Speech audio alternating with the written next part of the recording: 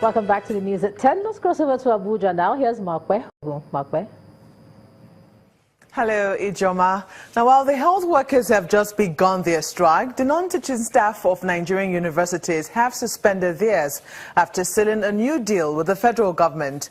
After 8 hours of negotiations, the university workers and the government's team agreed to resolve the disputed issues affecting the unions. The national president of the Joint Action Committee of the three unions, Mr. Sam Ugokwe, says the industrial action has been suspended for a month to allow government to meet their demands.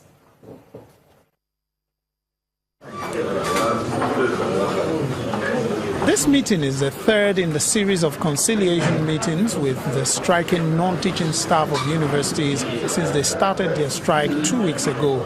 And based on this conclusion, leading the federal government team is the Minister of Labour and Employment as they deliberate over the 12 reasons why the workers are on strike.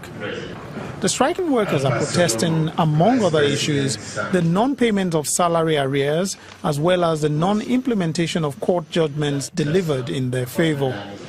After 8 hours of deliberations, which lasted into the early hours of Thursday, September the 21st, both the striking workers and the federal government team finally reached an agreement.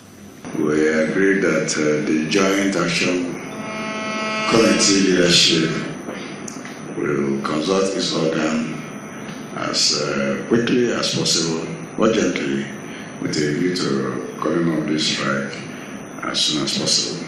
And finally, we have this endorsed by all of us, three-page agreement signed by all of us. With this agreement signed, the striking workers now move to their secretariat where they announced the suspension of the strike.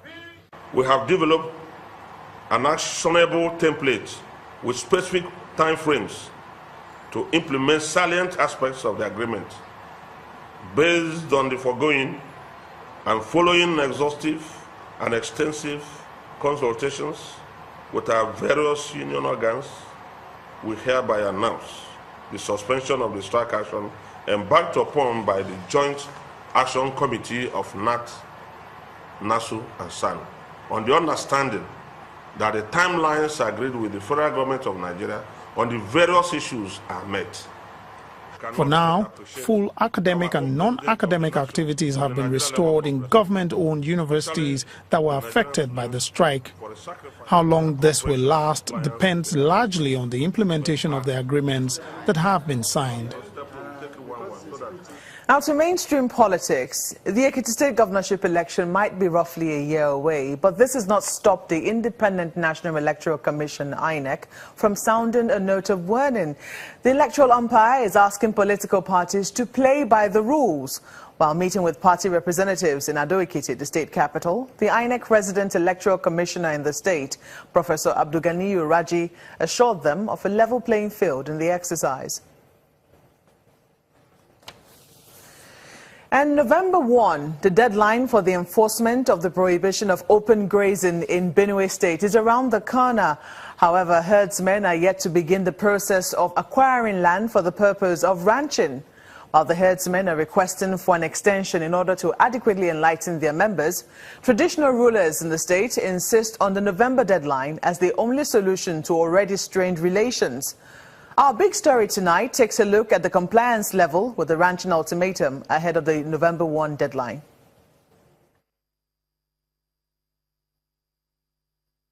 Is the difference? Nothing tastes like my Indomie.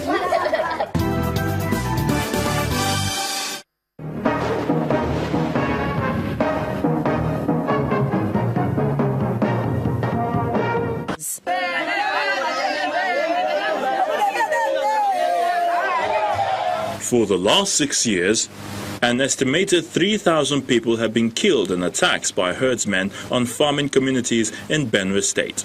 Perhaps the deadliest of the attacks was recorded from February the 19th, 2016, when Fulani herdsmen from Nasarawa State crossed the river Benue and began a 6-week-long rampage through Agatu local council, leaving death and destruction in their wake. 1 year after, the Open Grazing Prohibition and Ranches Establishment Law was passed, with a November 2017 deadline to criminalize open grazing. But how well are cattle herders in the state complying with the law ahead of the deadline? Even within the village here, I've had problems with my neighbor brothers and sisters here on the farm.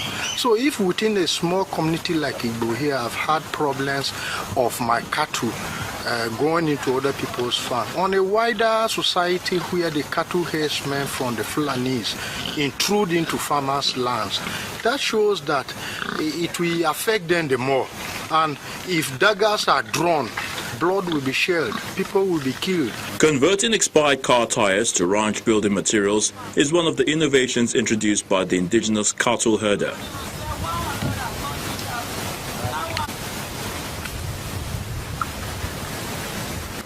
A model example for rearing cattle in the 21st century is provided by Governor Samuel Otom's own Oracle Farm. Ranching has many advantages. Why, you see, when you expose the animal too much, moving from place to place, many kilometers, the energy, the weight of the animals is reduced. Some of them, you see them, they are macheted. But when they are on ranching or this intensive system, you provide everything you need for them. So that is what we are doing here. And we are showing the whole world that ranching is possible. You can do it. As you see, we are doing it. We have different units. From here, you go to another unit. So ranching is the only way. You can see we don't have problem of herdsmen versus farmers again. At the large cattle market in Makodi, the owners asked the Benue State government to relax the law to accommodate those who cannot afford to buy land for ranching. However, the state governor assures this category of herders of plans to build 3 ranches as clusters for their businesses. It should be okay. The 3 central zone should have a big ranches which the farmers will be away from the ranches of where the animal will be kept. It should be good. While the traditional rulers at this joint stakeholders meeting insist on the November deadline for ending open grazing, the Fulani leadership, however, is requesting for an extension of time. The information, the statement that the anti-grazing law, we quietly understood with it and we accepted it. It is the best way to handle this issue, problem of farmers and herdsmen. But we need time. Sensitization is the best. For the Fulani to know what it actually means, there is need for the government to give us a little time and to give us a support. So far, while the local herders have been complying, it appears no Fulani herdsman has begun the process of acquiring land for ranching. This may just be, well, another potential conflict brewing as the dry season approaches, when the herdsmen migrate to the Benue Valley for grazing.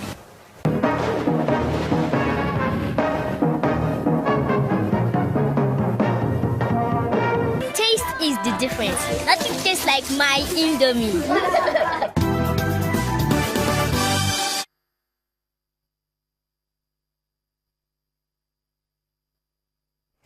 Now, recovery is still rather fragile at the Nigerian stock market after a day of profit taking. Anne Nwanwodo has details of this and more on Business News. Please stay with us.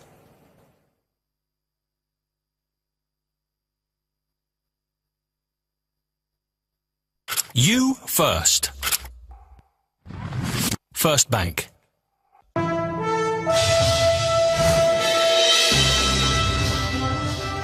Thank you, Maokwe, and welcome to Business News. The Auditor General of the Federation, Mr. Anthony Ayine, is canvassing the independence of the organization to allow for transparency and accountability. And for the Minister of Finance, Mrs. Kemi Adeosun, this will go a long way in achieving the federal government's anti-corruption war.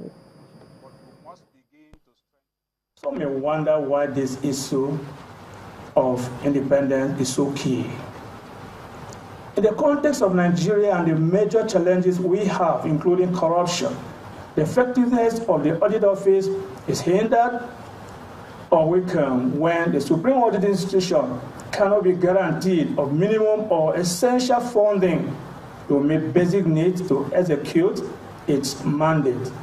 Where the system you are auditing exerts direct control over your funding, both in terms of what you get and when it is released to you. In some instances also, the auditee has to financially sponsor audit field visit due to the audit office having inadequate funds. You can well imagine the impact that will have on the effectiveness of audit and indeed on the auditors over time. One of the key priorities of this administration, which is about building the future for Nigeria, is anti-corruption. But beyond anti-corruption, we must build institutions, and that is really where the role of the Auditor General comes in. And it's very, very important that we have audit independence, as has been said time and time again. The independence of the auditor is the first ingredient in his or her effectiveness, and therefore we support the audit law and the amendments that will make the Auditor General financially independent.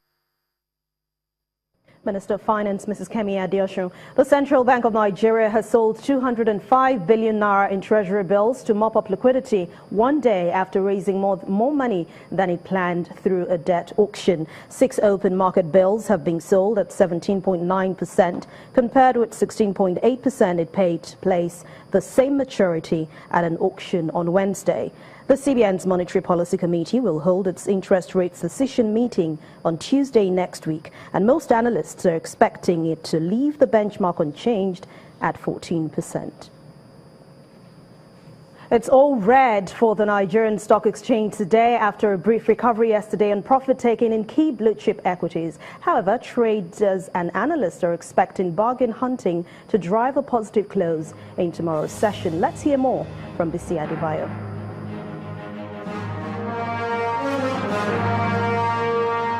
Hello and welcome to the Stock Market Report. Sell-offs resumed today at the local stock markets as investors wasted no time to reap the profits earlier recorded in Wednesday's trading session, particularly from stocks in the oil and gas and the industrial sector. The activity pulled back the market's total value by 6 billion naira, while the all-share index reacted with a 0.05% decline a day after climbing back to the 35,000 level. On the other hand, the 25 gainers led by Nemeth, NEM Insurance and FBN Holdings outweighed 20 losers led by ICO Group, Champion Breweries and Caverton. GT Bank, Access and Jaiz Bank were the 3 major contributors to a more robust total turnover of 429.22 million units of shares worth over 8.6 billion naira from 3,271 transactions. And that's it on the Stock Market Reports. I am Bisi Adebayo. Well, the color red also spread across board today for U.S. stock markets for the first time in 10 days. But let's see how the rest of the markets around the world fared at the close of business today.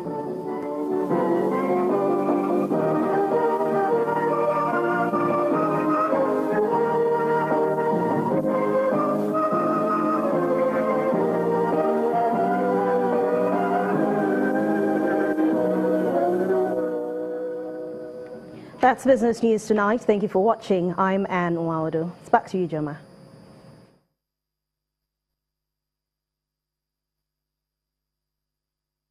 You first. First Bank.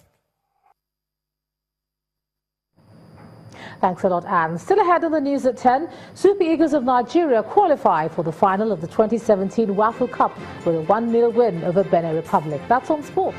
Please stay with us.